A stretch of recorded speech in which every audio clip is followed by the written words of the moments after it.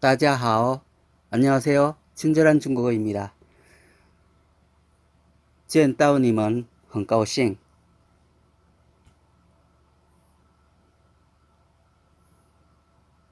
이번 영상 학습 내용에 대해서 먼저 말씀드리면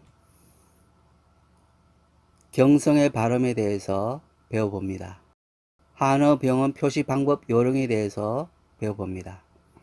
한어 병음 표시 방법 요령은 병음 표시는 로마자 소문자로 쓴다는 것입니다. 고유 명사는 앞에 첫 병음을 대문자로 씁니다. 음모 아, 오, 어 앞에는 격음부를 붙입니다.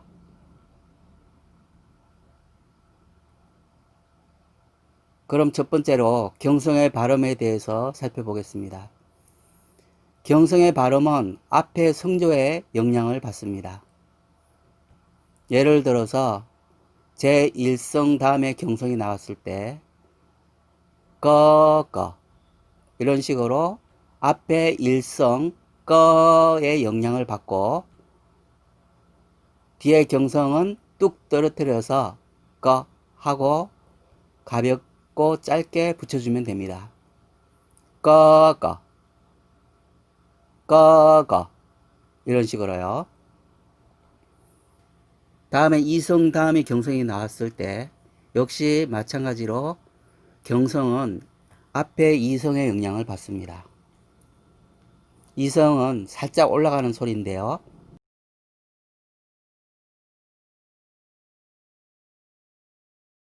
맹쩌 이런 식으로 발음을 내면 되겠죠.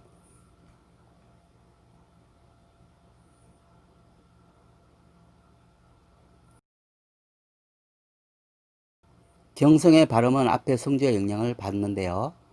제3성 다음에 경성이 왔을 때 마찬가지로 경성은 앞에 제3성의 영향을 받습니다.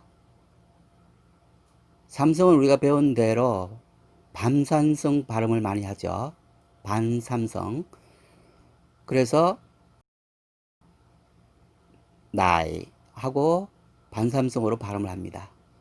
나이 한 다음에 뒤에 있는 경성은 좀 높여서 붙여주는데 나이 이런 식으로 붙여줍니다. 나이 반삼성이 끝나고 나이 하고 좀 높여서 가볍고 짧게 소리를 내주면 됩니다. 나이 이런 식으로요. 다음에 제4성 다음에 경성이 나왔을 때도 경성은 앞에 제4성의 영향을 받죠. 4성은 우리가 배운 대로 높은 곳에서 가장 낮은 곳으로 뚝 떨어지는 소리입니다. 그리고 빠르고 짧고 강하게 떨어지는 소리죠. 띠 이런 식으로요. 뒤에 있는 경성은 띠가 끝난 다음에 살짝 옆으로 붙여주어서 띠 이런 식으로 가볍고 짧게 붙여주면 됩니다.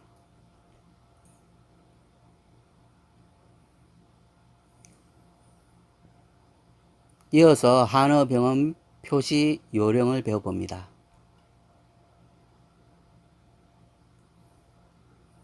한어 병음 발음 표기 요령은요. 첫 번째로 병음 표시는 로마자 소문자로 쓴다는 것입니다. 병음은 성모 운모로 이루어져 있죠. 성모 운모는 로마자를 사용하여 표기합니다. 그런데 우리가 성조는 단음모 위에만 붙일 수 있죠.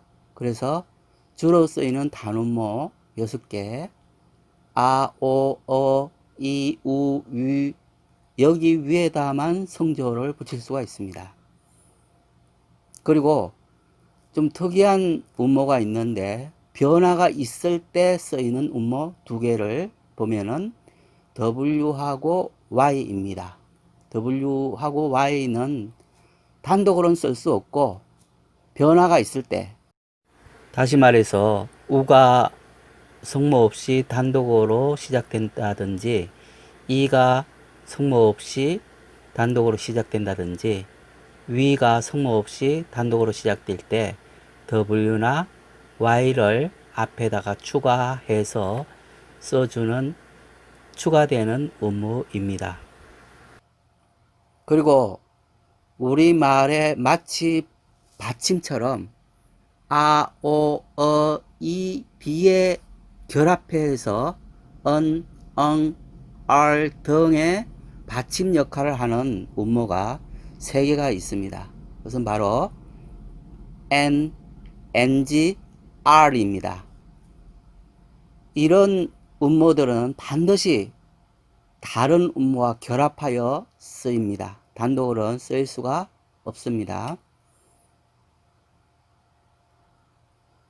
한어 병원 발음 표기 요령 두 번째는 고유 명사는 앞에 첫 병음을 대문자로 씁니다. 예를 들어서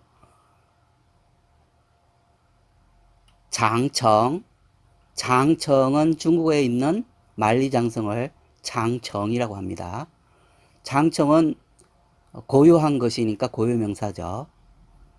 그런데 이 고유명사의 맨 앞에 있는 병음을 대문자로 써줍니다. 그 다음에 베이징, 베이징도 역시 중국의 수도이죠. 고유명사 앞에 있는 병음을 대문자로 써줍니다.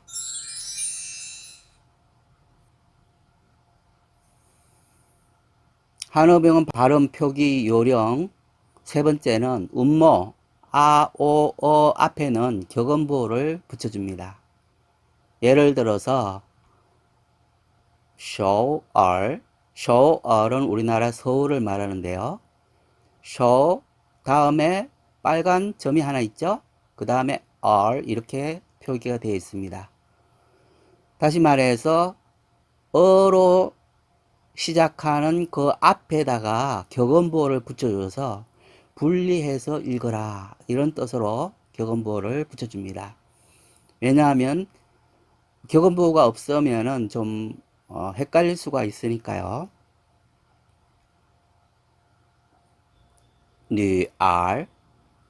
알도 마찬가지죠.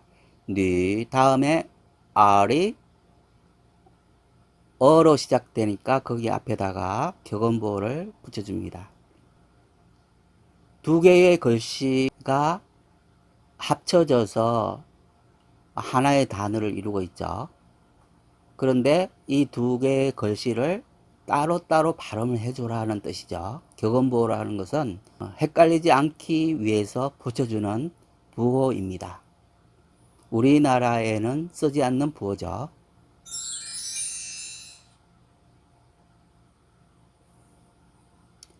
한어 병음 발음 표기 요령 기타 사항을 말씀드리면 일반적으로 문장의 첫 표시는 대문자로 씁니다. 우리가 병음을 배우고 표시하는 목적은 중국어 한자를 정확하게 발음하기 위해서입니다. 만약에 중국어 한자를 완벽하게 우리가 읽고 발음을 할 수 있다면 병음은 필요 없겠죠. 따라서 중국어 병음은 중국어를 잘할 때까지 필요하고 그 후에는 표기할 필요가 없습니다. 그래서 우리가 문장의 첫 표시는 대문자로 쓴다 이렇게 했지만은 꼭 그렇게 쓰지 않아도 소문자로 써도 상관이 없는 거죠. 왜냐하면은 역시 발음만 정확하면 되니까요. 하지만 우리가 왜 그렇게 써야 하는가 하면은 중국어를 모르는 사람을 위해서 좀 배려하는 의미로 이 문장이 시작된다 하는 것을 알려주기 위해서 대문자로 쓰는 것이죠. 물론 중국에 있는 서적들은 병음이 없습니다. 중국어를 읽고 발음을 잘 할 수 있는 사람들은 병음이 필요 없기 때문입니다. 그래서 어떤 분들의 조언을 들으면 중국어 발음에 너무 스트레스 받지 말라고 합니다. 좋은 말 같지만 그렇게 좋은 말은 아닙니다. 왜냐하면 발음은 처음에 조금만 신경 쓰면은 우리가 제대로 다 익힐 수가 있기 때문에 우리가 발음을 중요하게 생각하고 잘 배워둬야 하는 것이죠. 내가 하는 말을 상대방이 알아들어야 서로 대화할 수 있습니다. 그래서 발음이 중요한 것이죠. 만약에 내가 하는 말을 상대방이 못 알아들으면은 그거는 나만 아는 중국어이지 서로 소통하기 위한 중국어는 될 수가 없습니다. 어차피 해야 하는 거라면은 나는 잘할 수 있어 라고 스스로를 격려해 보세요. 포기하지만 않는다면 어느 순간에 중국어를 잘하는 자신을 발견하게 될 것입니다. 다음 시간에는 중국어를 배울 때 무엇을 중심으로 배워야 하나? 많은 사람들의 고민이죠. 회화를 중심으로 해서 배운다? 문법을 중심으로 해서 배운다? 단어 중심으로 해서 배운다? 이런 고민들이 있을 줄 압니다. 그래서 우리가 그런 점을 좀 이야기해 볼까 하고요. 두 번째로는 중국어 품사, 표시, 약어표에 대해서 말씀을 드립니다. 가령 명사, 동사, 형용사, 부사, 개사 이런 것들을 표기할 때 앞에 있는 글자만 써서 명사는 명, 형용사는 형 이런 식으로 표시하는 것이죠. 또 제가 중국어 문장에서 좀 특이하게 품사 표시를 색상으로 구별해서 표시하는 방법을 씁니다. 이 방법을 쓰는 이유는 그 문장을 한눈에 확 들어오게 하기 위해서고 품사가 어떻게 배치되어서 어떻게 구조를 이루고 있는가를 우리가 글로서 배우기 전에 어떤 문법이나 이런 책으로 배우기 전에 그 문장을 통해서 그냥 저절로 익히게 하려는 의도가 있습니다. 제 방법이 최고라고 말할 수는 없지만 제 방법대로 따라오시는 분들은 나름 또 제 방법에 익숙해지면은 좋은 결과가 있을 줄 압니다. 물론 다른 강사분들이나 훌륭한 분들이 역시 훌륭하게 강의를 잘 하시지만 제가 중국어를 배울 때 또 저를 통해서 중국어를 배우시고자 하는 그런 초보자분들은 제 방법대로 따라오셔도 좋은 선택이 되지 않을까라는 생각을 저는 가지고 있습니다.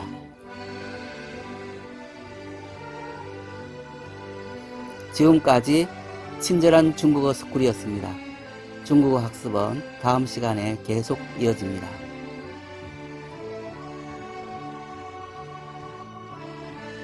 감사합니다.